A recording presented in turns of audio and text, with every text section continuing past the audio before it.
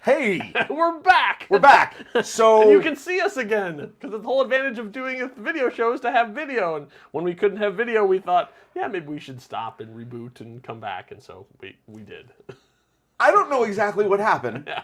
Suddenly the cameras decided to not exist on the computer anymore. You know, we're gonna figure it out. We're good with audio and stuff. All right, so we're gonna figure this out. Yep. Okay, so if you're joining us, Yes. What if? What We've been talking about the What If trailer. Yeah. The best is yet to come in today's we haven't today's got show. to the good stuff yet. Now- There's warming up. Okay, so I put out a big thing talking about all the what if stuff. What was your thought about the trailer? Marvel Zombies.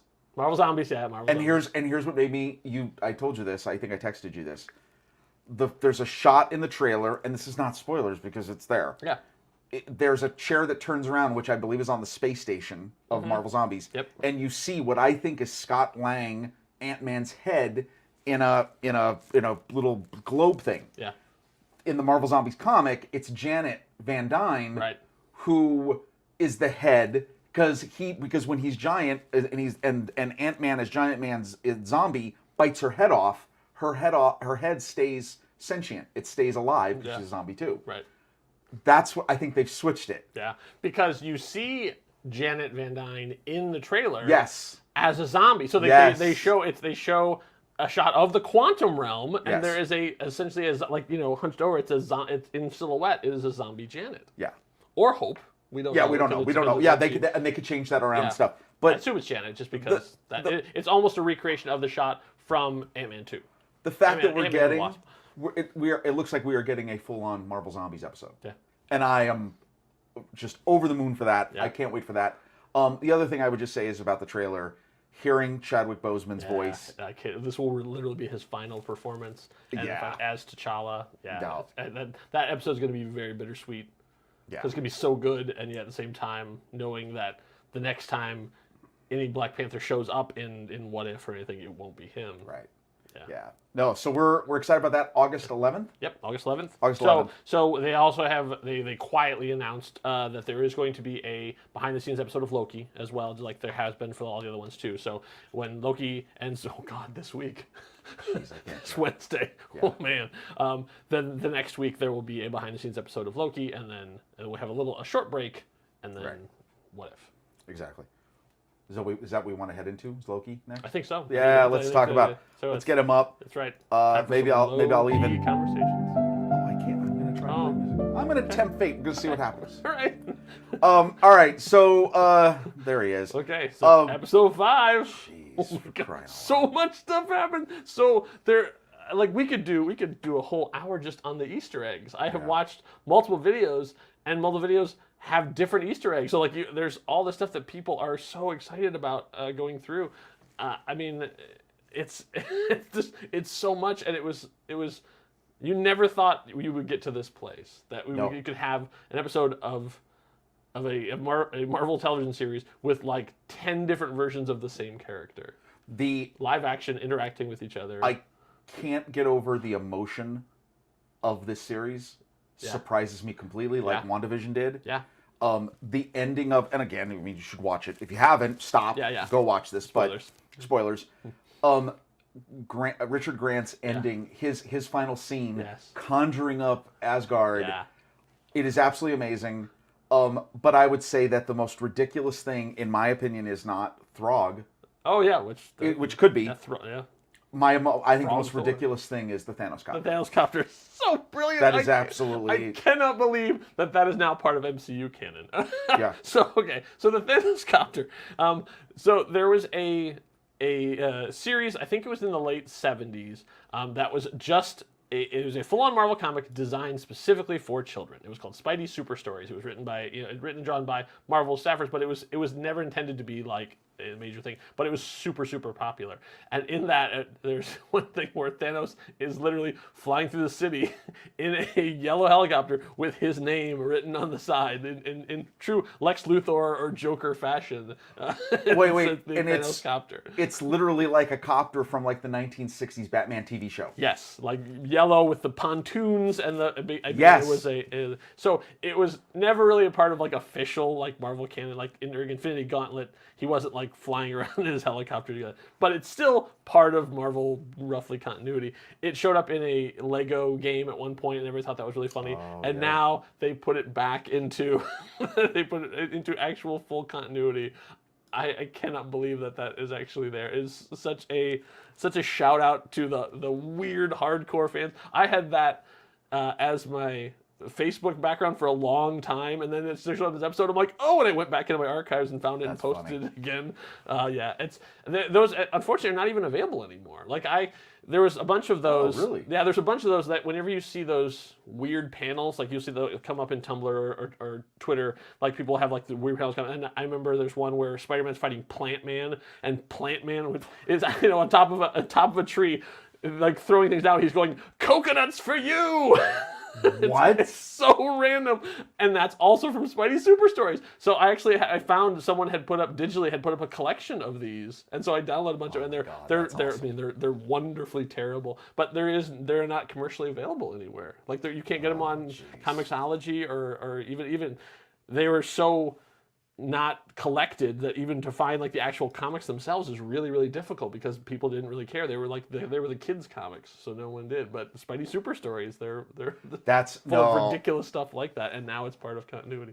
That's amazing. There, I did see, everybody, New Rockstar, Skin Crush. There's a couple really, Heavy really Spoilers. good ones in there. Did a great job. I was amazed at all the things hidden in the wreckage of the Purgatory or whatever, Limbo, whatever we want to call it. Just as they're walking around. Yeah. There's Yellow Jacket's head. Yes. So Yellow Jacket, like obviously the villain from Ant-Man 1, like a giant-sized version of his helmet, like that. Somehow in that alternate version, he had learned how to grow just like Ant-Man does in Civil War. Right. He had done that somehow.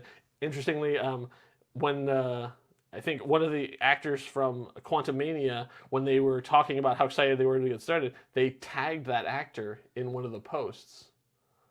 Oh. So could we be seeing Yellow Jacket again? Like, was this? I mean, this was. Well, he got sent to the Quantum Realm, and they're going to go to the Quantum Realm. So it's very possible that Yellow Jacket could be coming back. And that so makes sense. this is sort of like a future Easter egg thing. Sure. There was a statue of the Living Tribunal, who's like I can't even get into the Living Tribunal, but he's like the ultimate judge of the entire multiverse universe. I'm sorry, there's only one sacred timeline. But he was originally going to be in Endgame at one point because Thanos made so many changes that the Living Tribunal was going to get awoken, but they thought that's too much to explain in an almost 3-hour movie already. But here he is, like as a thing there. The helicarrier is crashed on the ground, and it actually has a Hydra logo on the side, so another alternate version. The Dark Aster, Ronin's ship, is crashed on the planet, so like it made it to Earth at some point, and maybe Captain Marvel wasn't there to defend them, and. Right. I mean, just there's a Red Skull, the Red Skull rocket. Oh, I didn't even see that. Oh yeah, it's the rocket with a different extremities coming out of it. Okay, and that's from First Avenger. Oh, so like Captain America. Launches so that's there. Yeah. Obviously, Throg. So Thor as a frog is literally in it, and according to one of the showrunners, that is Chris Hemsworth's voice. Like while he was doing the recording for his What If episode, because that is Chris Hemsworth in the What If episode, they also got him to do the voice of Throg, so that the croaking ribbiting is literally Chris Hemsworth, and then they digitally modified it. Yeah. The 2 or 3 seconds of him doing it, it's literally Chris Hemsworth. That's literally Chris Hemsworth as a frog in the jar trying to get to Mjolnir. So what happens? So the show ends. They have beaten what's Alioth? What is? I kind of thought I'm like is it like Goliath and they just cut off the go so it's Liath? But that's a character. Yeah, it is. Comic. Yeah. And it was like it was another thing with Kang. So we had another Kang Ravonna connection. Like this thing was so powerful that she actually brought Kang to fight it. Right. It was a living thing, but then of course they made it into something a little different. I mean, the Philadelphia experiment shows up. Oh, the USS Eldridge, right? Yes. I mean, just the amount of stuff they just put in is just like a throwaway gag. The fact that the Philadelphia experiment, like the ship lands, starts firing, and then so at the end, Loki not only has learned the power of enchantment, which was pretty cool, we see. Sylvie actually teaches it to him, and so he can do that too. And then they open the way, and there's a floating fortress, like a palace, somewhere at the end of time. Who's going to be in the palace? Who's in charge of this? The ultimate timekeeper. Yeah. Who is it? That's what we're trying to figure not out. Kang. It's Not not Kang. Kang. Okay, so that's what I'm saying. So this is my prediction for for 3 years Mephisto. from Is now. it Mephisto? It's not Mephisto. Not Kang. It's gonna have to either be. It's gonna have to be a version of someone we know. So Ravonna seems like was the most likely candidate to me, but in this episode, she seemed like she was kind of not really So it's hip either to it as well. Like I thought it was going to be her, but it doesn't seem like she's really in the know either. She kind of wants to find out as well, not as much. So I think she's going to show up with B-15 like as another wrinkle in the thing. So it has to be either Mobius, Mobius, or a Loki. A Loki. Yeah, I think that's the only way that thematically and like as a television series, it's going to pay off. Because if you just introduce a brand new actor, it doesn't matter if they're going to show up later. There's a reason that Val is not the main antagonist for Falcon and Winter Soldier. Like she shows up because her stuff's coming later. And same thing, you don't have the climax of the thing be somebody that's going to have a major play later. So it's not going to be Kang. It's going to be great. However, I've been very happy. This is opening the door for Kang, I think. But. Yeah, but I'll tell you, it's been. I had an experience this past week, which we are going to probably talk about next. There's a part of me that wants. I wish I could see Loki on the big screen. Yeah. That's how good it's been. I mean, and it's gorgeous. It is. Like, that's the key thing. Here, I guess I will move to our next topic, which is we're gonna talk about Black Widow. Yep. When we went and saw it, we saw it. We were sitting opposite, but opposite, but shoulder to shoulder, so we could lean over and go, "Oh, did you see the?" Right.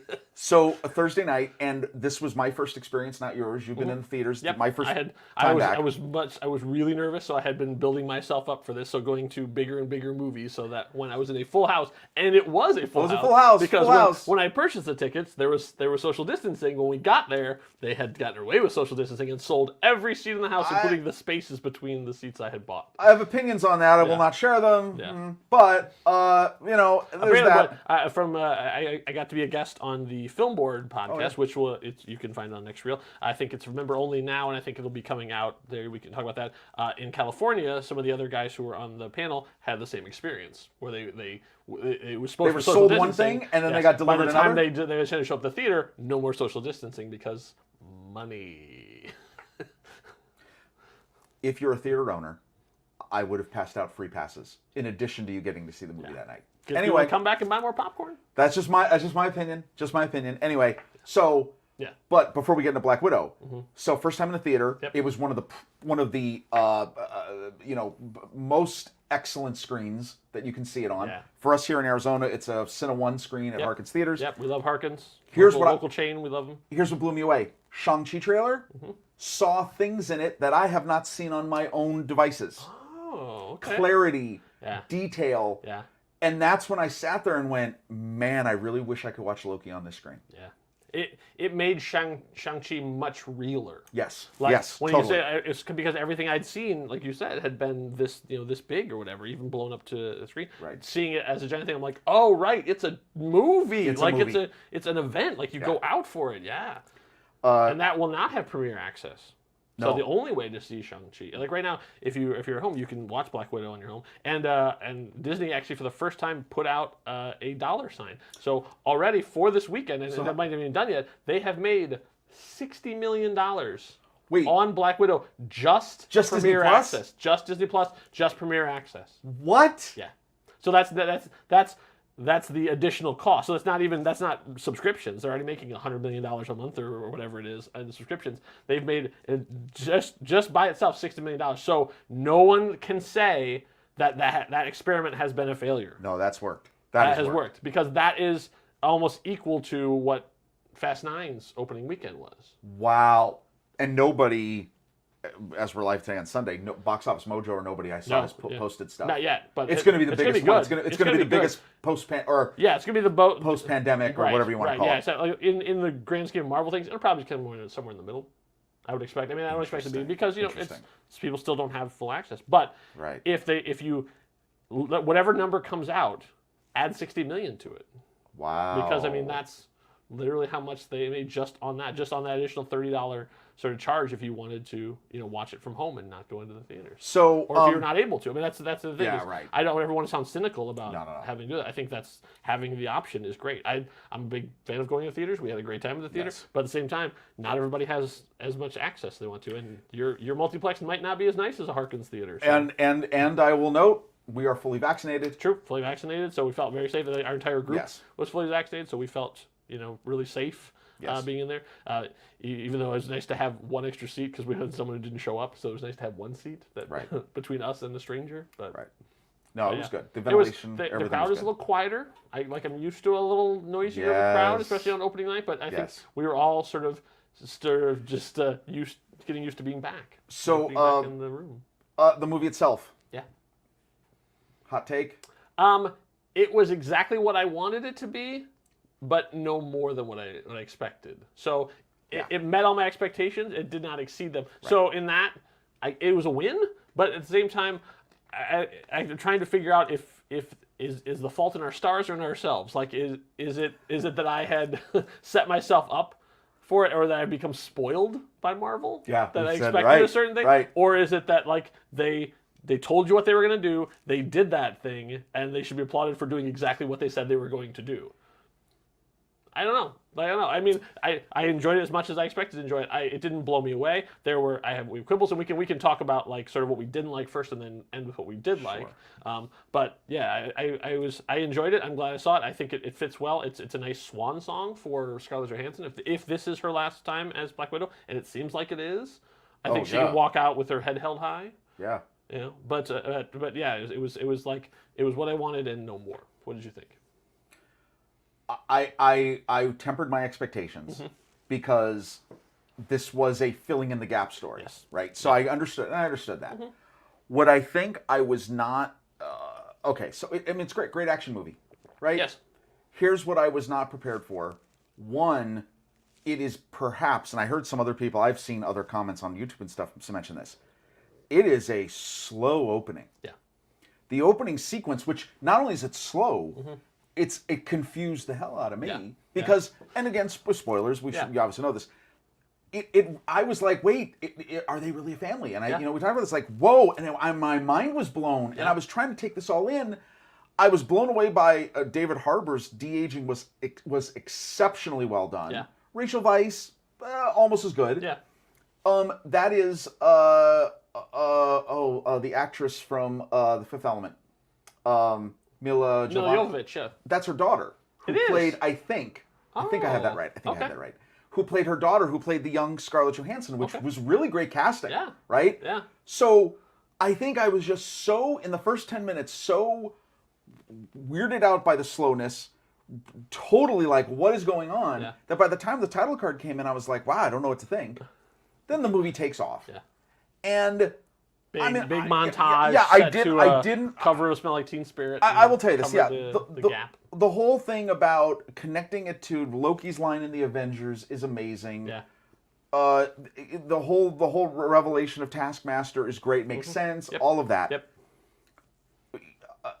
Florence Pugh steals the movie. Yeah, absolutely. Steals the movie. She is great. I cannot wait to see more of her. She's so good. Fantastic. Yeah. She fits right into the rest of the team.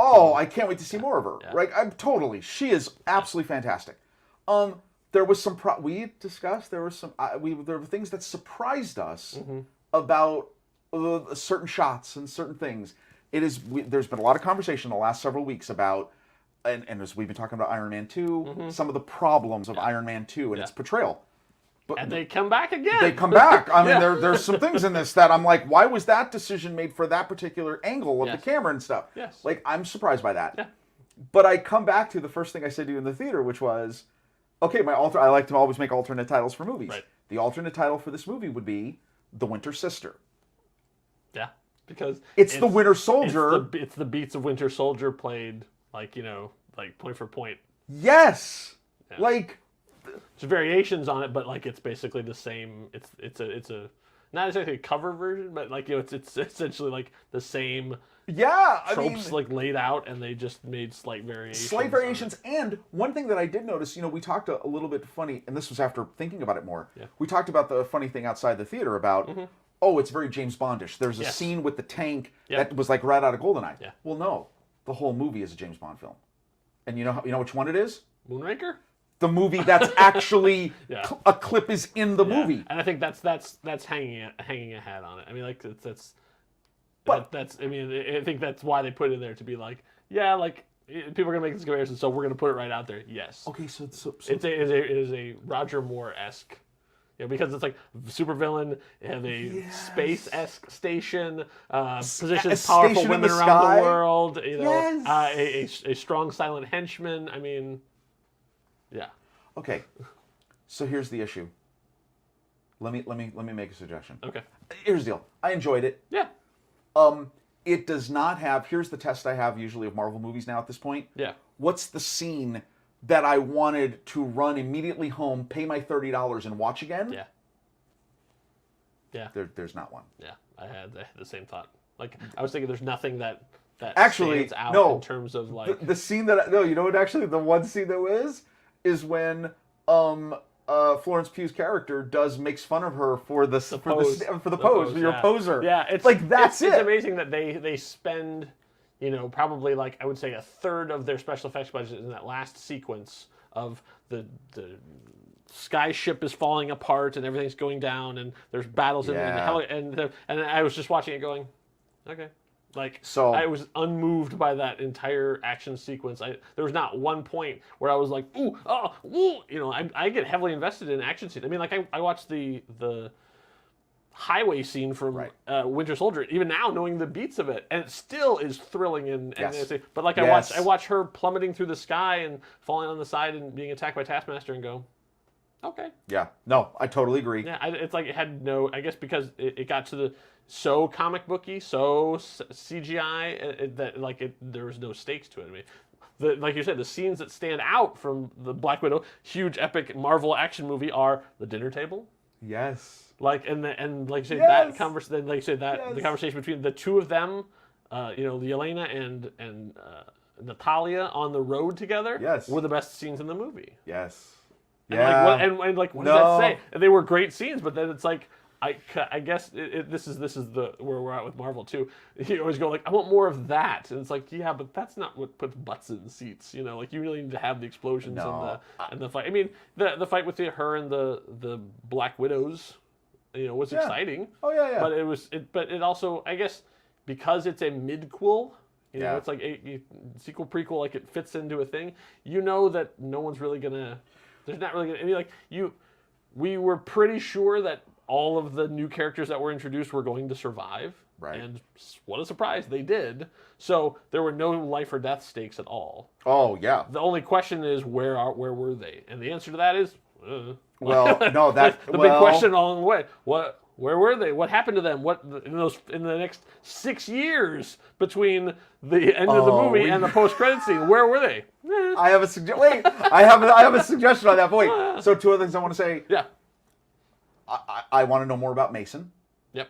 The guy who is basically her supplier, which I did see a couple videos that made a connection between him and the Tinker guy in Spider-Man Homecoming. Oh, okay. That could be a connection. So okay, fine, fair enough, makes sense. Here's the other issue, and we'll talk about post credit, but because that was future sync. Yeah. Here's the biggest issue I have with this movie. I would love to have seen it come out at Christmas on Disney Plus. Yeah. It also, having seen it now after WandaVision and Winter Soldier and almost all of Loki. Exactly. Wouldn't this have been a better series? I think it would have been a better series, and I think it would have made Taskmaster better, because that was my major problem with the movie, was Taskmaster. I totally agree. There is going to be the question of how this is leading in with Thunderbolt Ross, who by the way is a cameo. Yeah, it's maybe a cameo. That was like a day's work for So if Val is working with him and they're creating Thunderbolts, we'll get into that. But here's the way I would have fixed it is, if this would have came out in December, I would have rewritten.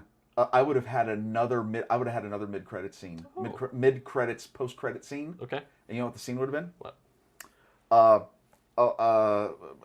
David Harbour, Red Guardian, and Melina. Yep. They enter the witness protection program of the FBI and settle into a nice little town in New Jersey. Oh, I was gonna say Ohio. Oh, no. Oh, but you put it connected back to WandaVision. If you had connected that to WandaVision, you would have had Val connecting it to Falcon and the Winter Soldier. Yeah. What an amazing... You would have led right into those shows. Oh, that'd have been fun. And it wouldn't have hurt anything, unless there is a reason that... It would have hurt nothing, and you would have given away... And who knows who the FBI witness protection person is. You would have maybe been leading more cohesively to the Thunderbolts. Interestingly, the guy who wrote, like, one of the 3 credited writers for Black Widow was Jack Schaefer, who was the woman who helped write WandaVision. So... She knew that. I mean, obviously, she probably did it like a year more, 2 more years before she got that gig. But that was all I kept thinking was all through the last couple days was that, wow, this would have made more sense back then. December would have been huge for Disney Plus, huge lead in. We'd be now talking about Shang-Chi. Eternals could be the September-October slot, and you'd have Spider-Man in December. Yeah. I think. Somebody said it's every 3 months.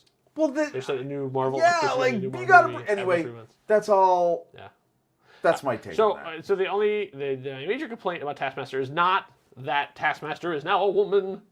Oh, how dare you! Like, no, that's not my problem with that. My problem is the same problem I have with Hawkeye, where Hawkeye in the MCU is 100% a different character from the one in the comic books. But basically, they're both named Clint. They both shoot arrows. That's it. That's the only similarity between the two of them. So I don't have. I think thematically for the movie, the Taskmaster thing works. I think that taking the phrase Dreykov's daughter all the way from Avengers, putting it into that, having it be a part of it, and that having Natasha's sins come back to revisit her and doing that is great. I think that worked. My disappointment is Taskmaster is such a cool character with such a cool power, and now it's burned. Like, it's gone. Like, you can't have a character come in to do those cool things with that cool personality and that cool history because now it's somebody else has that. So, well, she's going to come back. Well, she's going to come back, but she wasn't really that interesting. I'm sorry to say, like, for being the henchman, Taskmaster should have been Darth Maul. And instead was Dooku. Really? No, Dooku even is too much. No, Taskmaster is more like Kylo, because then he turned Kylo at least had an arc. Oh yeah. I mean, like the Taskmaster should have been every time Taskmaster showed up, it should have been the doors opening in the hangar in Naboo. Oh, I see what you're saying. You know, like Taskmaster should have been like, oh man. Well, they do that at the beginning. The big right. the action sequence on the bridge. Instead, it's diminishing returns. Every time Taskmaster shows up, like she is a little bit less of a threat. Like every single time, it's like, okay, all right. It's like her big epic fight between her and Red Guardian. We got to see what, 2 minutes of it? Yeah. At that? Yeah. I mean, I know it's a Black Widow movie. I know these are third leads or whatever, but like... Oh, interesting. I see what you're saying. And like it was the impact of even their Taskmaster was really diminished. Like you really never got an idea of how incredibly powerful that power is. Like the fact that if you do a super cool Hurricane Rana spin kick thing, like, okay, now Taskmaster can do that too. Right. Like, so everything you do, you can only do once because now your opponent has that move in their set. Yeah. And so, like, having that idea, you get to see, if you're really, really nerdy and paying attention, you can see the Captain America stuff, obviously throwing the shield. You see the Black Panther stuff of popping the claws. Yep, the claws. And then you see, like, the Winter Soldier knife drop. Yep. Like, those are really cool. Yeah. But only if you're really super paying attention. I wish they had found a visual way of telling people what they were doing. To have, like, that the costume would, like, turn, like, you know, have like a lighting effect like of Captain America. Interesting, or like I had made a suggestion to my wife that, like, oh, how cool would it have been if they had like a digitized voice thing that would do, like, I can do this all day, kind of like, you know, like they had recorded voice samples and she said she liked the strong silent type better, which I'm like, okay, that's fair point. But no, but like give it like a chameleon circuit or something, like with some nanotechnology right. that then you would see a visual thing, so it would like clue people in of this. They're doing a thing from this. You know, I mean, like obviously you pull out a bow and arrow. Oh, they're doing a Hawkeye thing, but if you're not consciously thinking about it, you're just like, Yeah, oh, that's a good point. Taskmaster's good with a bow and arrow. Okay. Taskmaster's good with a knife. Like, no, the Yeah. point is that Taskmaster's good because Hawkeye is Right, good. And right. that Taskmaster watched Hawkeye and went, oh, now I can do that too. So the no look shot. Yeah. They could have put that in there, and that would have been people. Even if you had done the same angle, do the no look thing, and have Right. Taskmaster do the same thing, and be like, oh, like use the same angles, so you know there was no sort of visual representation of what Taskmaster was doing with her powers. Did you see? There is a sequence where when we first see Taskmaster, she is watching a video, learning from something. Yeah, right. Did you say it was different from the trailer to the Yeah, movie? yeah. So in the trailer, it was a shot from Iron Man 2. Yeah. And in the movie, it was a shot from Civil War. Right. Interesting. Huh. Oh. I know. So I mean, it was fine, and hopefully maybe when she shows up again, there'll be more of that. Like she's coming now that back, she's yeah. on the good side, or whatever, Right. to have her go up against, you know, a Batroc or whatever, Right. and being able to do that kind of stuff. I just wish there was some way of more visually conveying what it is that Right. was going on with it, because I thought the impact of Taskmaster is really lessened. So, and that's going to affect your toy sales. Yeah. So take that, Disney. Who So- just made like $200 million God, in they're gonna a be weekend. All right, so post-credit scene. Here's what I love about it, is that we expected it. Mm-hmm. 2/3 of it. 2/3 of it, yep. We did not expect the final twist, which I thought was really kind of cool, Yeah. which is the connection to Hawkeye, which is kind of interesting. Yeah, and unfortunately, because television being television, we end up knowing more than we probably should. So everyone knew that Yelena was going to be showing up in Hawkeye, and now we know why, because Val is sending her after Hawkeye. And the question is, why? Like of all of the Avengers, it seems like Hawkeye is not only the least of a threat, but also the most off of the board. Like, Hawkeye is retired living on a farm. What possible threat is he to anything that Val is doing? He could not be farther off the board. He is off the grid. He is nearly off the planet. Unless he is already in the process of training, is it Kate Bishop, the character? Yeah, that's the Maybe question. that's- when it maybe. starts up, where will we be? You don't know where he is yet. Right. So I think that's probably the answer to that. Yeah. So yeah, we'll see. We'll see how that how that pays off, and then when we see Val again, maybe we'll see her in the Hawkeye series. I don't know. Wow. I can't imagine she's gonna show up in Shang-Chi, but who knows? Do you know what else I missed? What? Last thing. I spoiled. The amazing work that's being done on the visual artists for the end credits of all the Disney Plus shows. Oh yeah, I missed that in Black Widow. Yeah. Black Widow is standard movie, As soon as it ends, like when she's standing white there, text, black background, that's she's it. standing there once again, setting up something that we're never going to see, facing off against an entire military squadron. Yeah. Like Black Widow by herself. Yeah. And Yeah. credits, white on black. Yeah.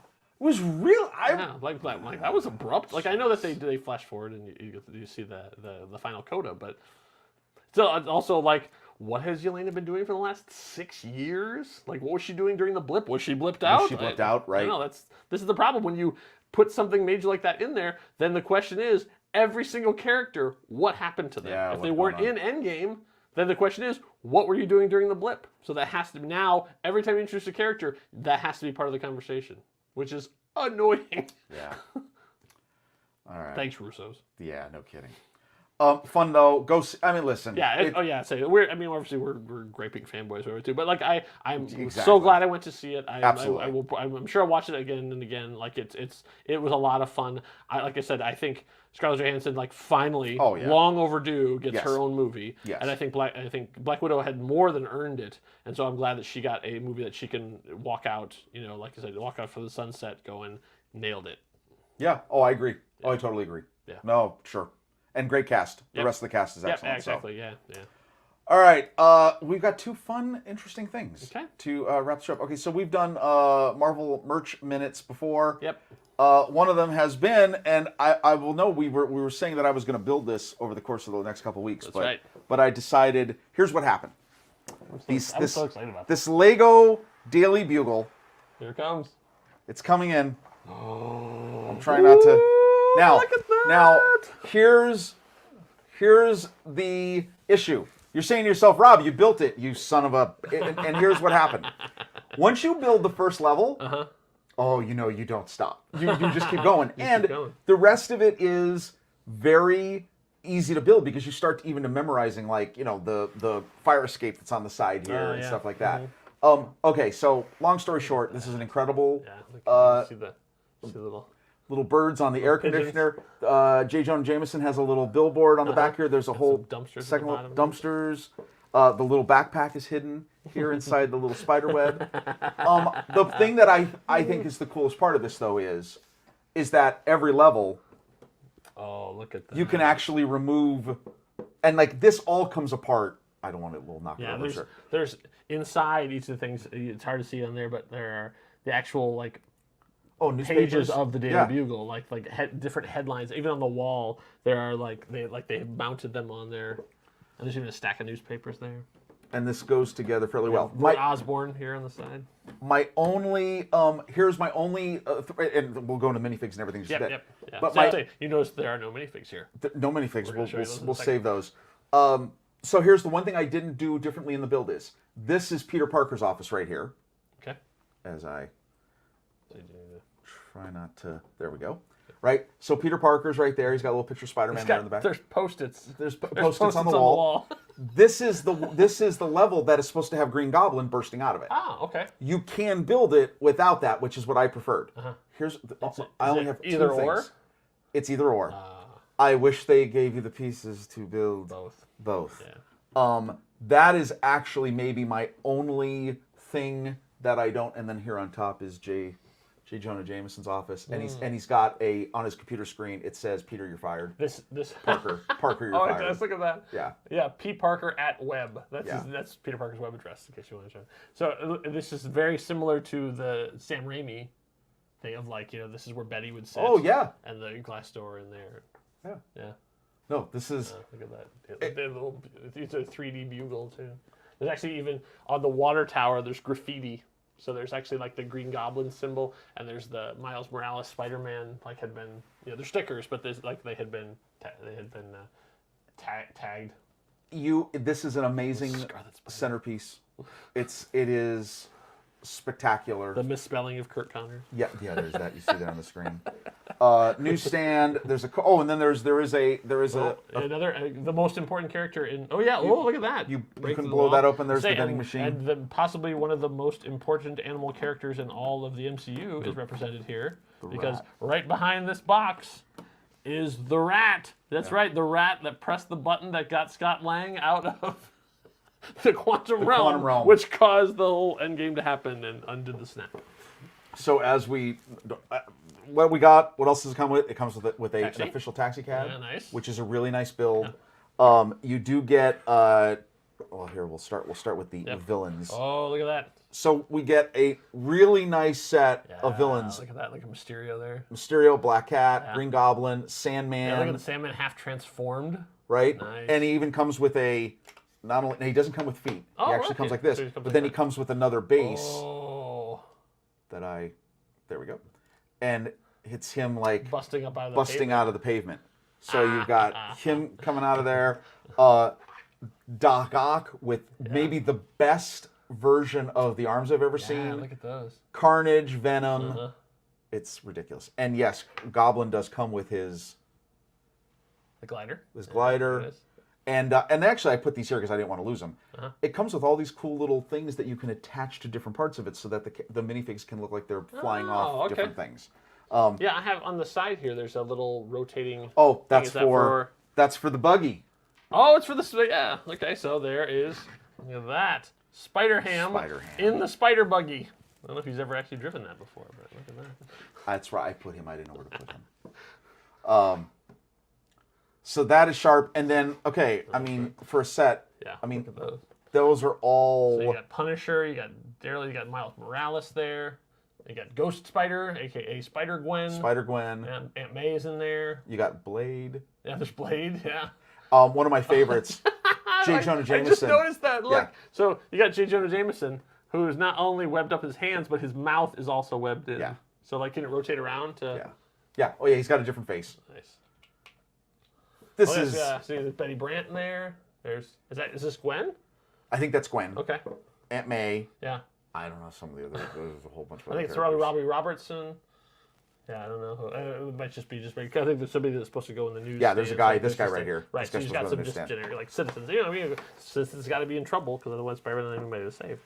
And then the one that I was super excited about because who is Spider-Man without his amazing friends? Firestar. Look at that. With the total With the flame trail, and then this mounts on somewhere that shows she can be flying. Yeah, it's actually there is a spot on the tower, right Oh, look at that! there. Look at that! It's even two. There, it's just right on the top of the screen. This is This is impressive. if you want to invest in Legos, I think this is maybe one of the best centerpiece sets they have ever done. It is absolutely amazing. Yeah. Wow. Absolutely love it. Yeah. Super well done. So there you go. There's like I said, it was too exciting once I started building it. Yeah, I know the feeling. So I just did the Lego ship in a bottle. I did it in 2 days. and and once you start doing it, you're just like I just want to finish. I just want to finish. Okay, so we have something. I think that would be it. No, we have more. Watch Yeah, me so cause there's like bye Daily Bugle. So we have a new segment on the show. New segment on the show is called "We Got a Box." We got a box. A box Now, was delivered. Was it last week? I think last week's show we talked about this. Yeah. Last week's show we talked about the build an Iron Man Mark III suit. Lo and behold, they're really quick.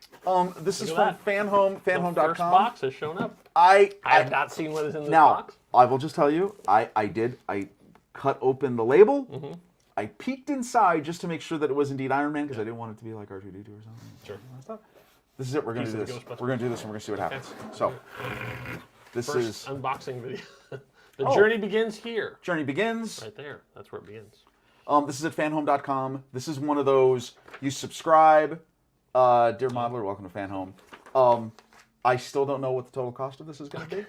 Because piece by piece. I suspect it's going to be Sideshow premium format level. By the time you get to the But end, you know what? I can pay it off each month for 2 years. That's great. They have a nice little promo of... So I see there's R2. Yeah, there's Naruto there, and it's like Ken from Street Fighter. Oh, there's Dom's Charger. Dom's Charger, I think they've done. So I'm excited because I really didn't. I wanted to see what was in here. So there we are. Build Tony Stark's legendary Mark III armor. It's totally looks cool. I mean, this looks great.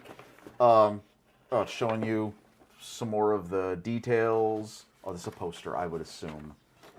There's freebies, more promos to make you feel like you're really getting your money's worth. And yes. Oh, look at that. Oh, wow. In the hero pose. Right? Little callback to 3 point. There we are. That's Hard a on the nice poster. knees, right? That's actually pretty decent. All right, what do we got? We got the discovery of the history of Iron Man. Okay, so this is, I was curious. So every single issue, this is one, that is two. Every single set. So what they're going to do is that you're going to get a wave of parts, and then you're going to build the parts, and then this should be the instruction manual plus. Yep, sure enough. Oh yeah, so we got a little history here. Like you can see is his original armor, sort of the original thing, and then we get into instructions. So wow, this is the left foot armor instructions. This is wow, it is really complicated. I mean, like in terms of LEDs and switches and screws. It's complicated. Are you serious? Yeah. Well, I mean, I wondered if it was just like a pop together thing, but no, they show like getting out precision screwdrivers and it looks like there's different batteries for different areas. So like this shows the foot. Like this is for 1 foot. The foot has a battery because it's going to shine. And then, they would go back to comic book stuff. So this is talking about Superhuman Registration Act, which is what caused civil war in the 616 comic book universe. Well, now wait. Here. Okay, so I am impressed already with something. Oh, and there's a whole section on Model 1. So it talks about the original armor, the gray armor, this is all tin got can armor. Ironmonger. There's... Next issue, assemble Iron Man's right hand. Oh, that's what's coming in the 3rd issue. I guess so. Well, okay, wait. You're telling me there's 100 of these? Apparently. By the time they get to the end, I don't know what the history of Iron Man is going to be. Like, by the time you get to issue 100. Wait, this is a one time he fought the living laser. I don't know. Wait. We don't know. I'm genuinely impressed with the content then. Because that's unbelievable. What? That I've never seen an instruction manual quite that exciting. And then each one, okay, this I kind of seen. So what they do is, they basically come on their own vacuum formed plans. So we've got, looks like this the is foot. much, yeah, so your helmet. one that you had is much more movie related. The one I was looking at was much more comic book related, because this is actually stills from the movies. Movie Wow. at this point. Okay. There's All right, Obadiah Stane. Of course, I'm one to not be patient. I'm just going to... Unmasked, the last game of Obadiah Stane. Ooh, look at that. There you go. Boom, look at that. Silver Centurion armor. Yeah. And there's What? Ironmonger armor there, too. All right, we got to see just for scale. Oh, yeah, so it purposes. says, next issue, assemble Iron Man's left foot. And this is the next issue. And you do assemble Iron Man's left foot there, too. So we got the helmet. Wow. You know what I Shiny, am... It's very shiny. Wait. Oh, you know that? Well, it better be, because... For the amount of money. Here, let's... Yeah, just- can you... Oh, look at that. So. Well, I got to say... Oh, check that out. Wow, that's That's- really heavy. Metal. Yeah, that is... Wow, iron. Wait, and that's a sizable... So, I mean, Yeah. when he's done, he's got to be like... Oh, so looks like there's a magnet. So like you're going to put something here, and then you can probably magnetically attach it. You can actually do the face paint. I never really thought of. I mean, it actually. I mean, there won't be a head in there because it's just the armor, but Right. it actually looks like a view screen that you would be looking out of. Well, I think it's a Never really thought of diffuser that. for the lights. I think that's what this okay. is. Oh yeah, for the fits in with the. Okay, Well, so... actually looking at it from this angle is interesting because this is like when he was dead stick in the first one, because it's just the Oh, right, because he could just see through... right, just the slits. Now, Okay, so one of the things that I was looking forward to this is that... Oh, they give you the screwdriver. Yeah, oh no, you get the screwdriver, you get batteries. Uh-huh. So I got batteries. All the electronics were self-contained in this one. Yeah. Because like if you look at the videos, like they've done, like Eagle Moss does, like the Ectomobile. Mm-hmm. The wiring looks like it's like when we do our lighting on Lego sets. Yeah, the lighting What I like Yeah, about there's this a lighting is kit for the Daily Bugle too, and I can only imagine how. I don't even want to even Yeah. think about it. This is also here is the full wiring harness and the lights for the eyes. Nice. And I like the idea that I'm okay with it having separate battery compartments all over the body. Yeah. Because that means the build shouldn't be. Oh boy, these really are small. Yeah, they screws. are very small screws. Oh my god, they're so small. Well, this will be fun. I mean, if you want to like, there's like about 15 screws in that bag. Yeah. Well, what I'm impressed with is that it is substantial and it's big. Yeah. I mean, mean- so that's the head. Then he's going to be No, I think he's going to be about that yeah, big. about that tall. Yeah. Well, that's it's sideshow size, like premium format. I'm curious. I mean, like they obviously you had in the poster and in the picture they show all the different ways. I'm curious to see how posable he is. I mean, I guess they show him. There's like in the poster, like in there the two. I'm trying not to get the glare. Right. That you have that he can do the pose. You can have him down if you want to, or we probably can't do that, but Yeah, Well, I'll tell you what. I mean, that's a foot. and that's a pretty. Oh yeah, there's the place for the repulsor. Mm-hmm. The The light that's going to to go in in the there. sole. Right, because so you're going to put the little button batteries in there. This, I have to say, So let's see. We'll find out what I feel like 25 issues Right. from now. But I mean, so far, this is kind of cool. it's going to be interesting because then you're going to have like an assembled head and an assembled And a foot, foot, and then a like, hand. next week it'll be a hand. You just have like this pile of Iron Man. And then a thigh, and then something else. Well, there you go. If you want to learn more, fanhome.com. Yeah. I gotta say, I cannot wait to see how you fill 100 of these with content. Yeah. That's amazing. Yeah, I mean, because it looks like the one was more movie related, and the one was more comic book related. So maybe they're gonna sort of alternate back and forth. Hey. In the future. Well, there we go. There you go. We'll see how that What's goes. in the box? That's what's in the box. Next, We got next a time, box. next time we'll have multiple boxes. I'm sure. There's other things that we'll have to figure out. Anything else? Yeah, just we're getting into finally. Tony Stark is about to synthesize a brand new element. So if you jump into Marvel Movie Minute live now, Marvel Movie Minute, the podcast, not the live web show, you'll be getting into that. Agent Coulson will be stepping away for a bit. He's got a trip he needs to take to a incident happening in Oklahoma. So he needs to go investigate that. Wait, Oklahoma or New Mexico? Oh, is it New Mexico? Yeah, I think oh, it's sorry. New Well, Mexico. sorry. I'm thinking comic books. It's Oklahoma. Oh, is it comic books. Oklahoma? Yeah, Oh. so there you go. This is the problem with being a fantasy. They're close. Your worlds. They're It's, close. it's the multiverse of madness. It's hard to keep it all straight. So he has to step away, but then Tony Stark will be synthesizing a brand new element, and that will hopefully end up having to help him against the power of whips and robots. He'll need that. Yeah, drone better. So if you watch, you can still jump in right now. We're about halfway through, and so you join us for the back half of the movie if you haven't already. Don't forget the Crimson Dynamo reference too. That's right. There's a Crimson in Black Dynamo Widow. In Black Widow. So it was established as there was a Crimson Dynamo. Well, there's a name check. So like we talked a lot about Crimson Dynamo at the start. So they're out there. So if there was another version of Captain America with the Red Guardian, why can't there be a Crimson Dynamo, a Russian version of that? So we're getting close to the was it Dawn Guard? I can't remember what the name of the Russian group was. October Guard? Something Guard. I smell a episode from season 2 of What If. Oh, yeah.